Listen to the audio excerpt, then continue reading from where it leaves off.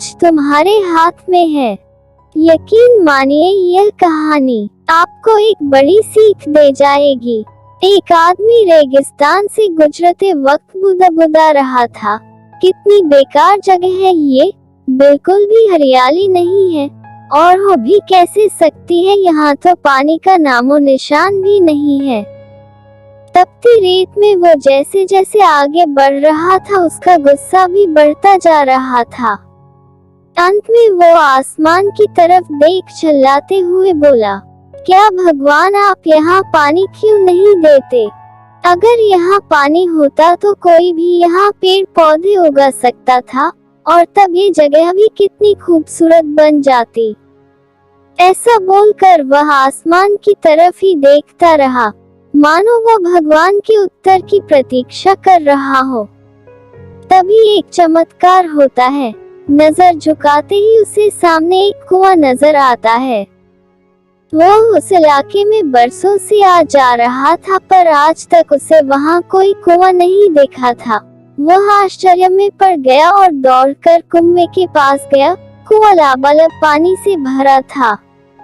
उसने एक बार फिर आसमान की तरफ देखा और पानी के लिए धन्यवाद करने की बजाय बोला, पानी तो ठीक है लेकिन इसे निकालने के लिए कोई उपाय भी तो होना चाहिए। उसका ऐसा कहना था कि उसे कुएं के बगल में पड़ी रस्सी और बाल्टी दिख गई। एक बार फिर उसे अपनी आंखों पर यकीन नहीं हुआ।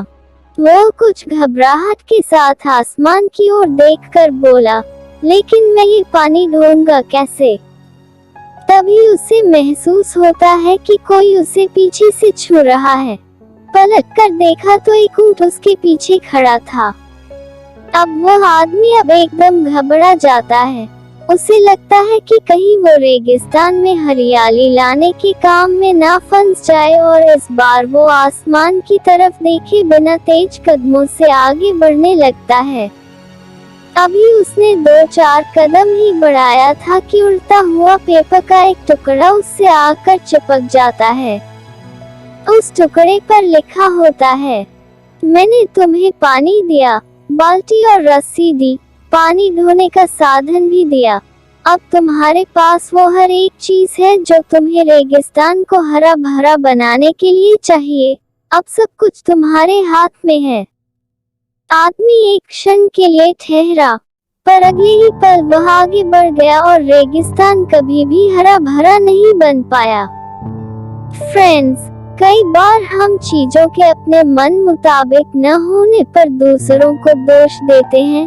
कभी हम सरकार को दोषी ठहराते हैं, कभी अपने पेरेंट्स को, कभी कंपनी को तो कभी भगवान को।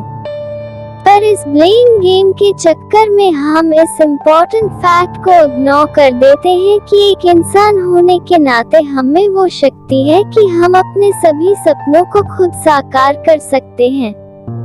शुरुआत में भले लगे कि ऐसा कैसे संभव है, पर जिस तरह इस कहानी में उस इंसान को रेगिस्तान हरा भरा बनाने के सारे साधन मिल जाते हैं, उसी तरह हमें भी एफर्ट करने पर अपना गोल अचीव करने के लिए जरूरी सारे रिसोर्सेस मिल सकते हैं। पर समस्या ये है कि ज्यादातर लोग इन रिसोर्सेस के होने पर भी उस आदमी की तरह बस कंप्लेंट करना जानते हैं, अपनी मेहनत से अपनी दुनिया बदलना नहीं।